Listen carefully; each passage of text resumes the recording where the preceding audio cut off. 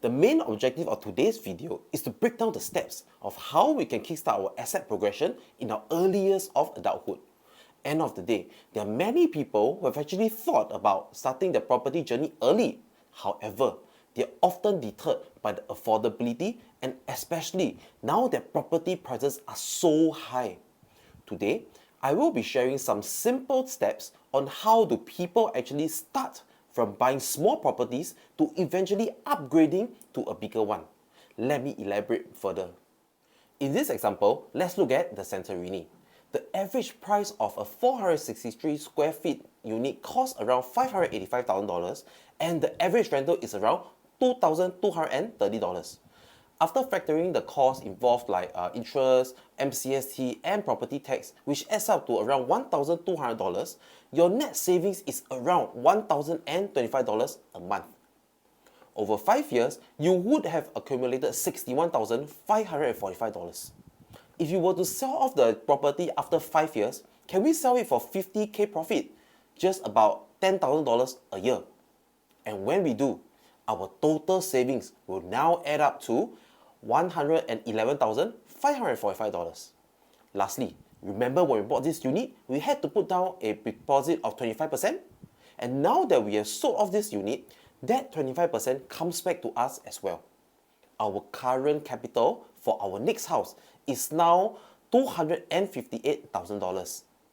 And with that, we can look for a next property costing $920,000 based on 25% down payment and 3% buyer's stamp duty.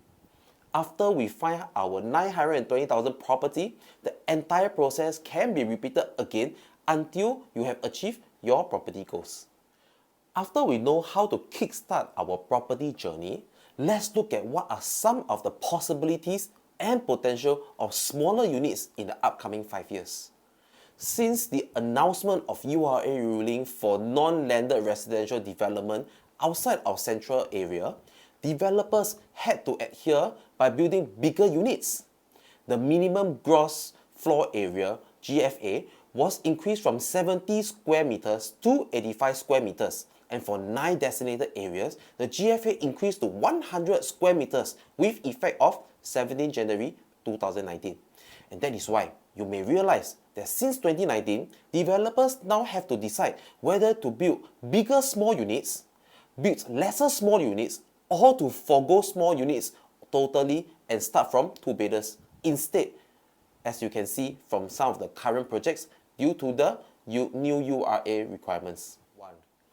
So what this means for us when we buy smaller units now is that we can anticipate that the supply of smaller units will be lesser from now on. And as we know, the interest rate is on the rise. The affordability of property buyers will also be affected. This will lead to a surge of demand by buyers looking for smaller units due to its easier entry price. Can we agree that if demand is high and the supply is low or stagnant, the prices will be driven upwards? In conclusion, what I have shared today can actually help you to realize your property goals sooner with an easier entry. If you are looking to start your property journey, do contact me for a discussion. So that's all for today. If there's any topics or questions that you wish for me to talk about, be sure to leave them in the comments below. Also, please hit the like button, subscribe to my channel and turn on the notification button so that you do not miss any of my videos. Thank you. Bye bye.